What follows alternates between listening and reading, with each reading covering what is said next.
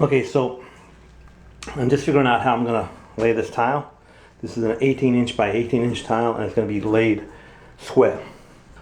You don't want to just start with a full piece on a wall somewhere and just hope for the best. You want to actually measure it, lay it out, and see what you get.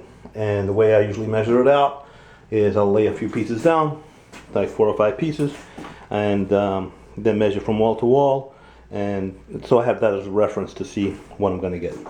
And another thing to do also is check for square.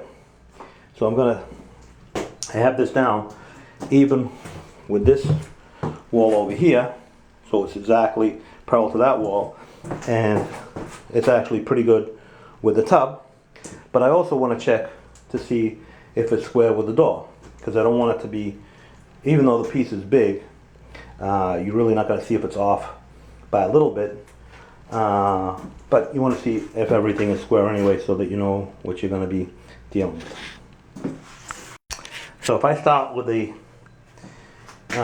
full piece at the tub, what I'm going to end up with over here would be like a 2.5 inch piece. You see that line? So to balance it out, I'm going to start in the middle, and that gives me the same piece on one side and the other. It gives me a decent piece on the back wall under the vanity. I'm not going to see it, so it really doesn't matter what the piece is under there, because it's going to be hidden anyway. But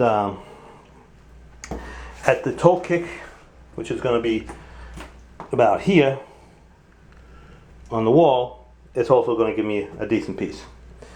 So from back to front, I would have liked to start with a full tile at the door, but what that ends up happening is I get like a small piece here. So I figured I'll start with a full piece under the radiator, and it gives me almost a full piece over here. So that's how I'm gonna lay out this floor.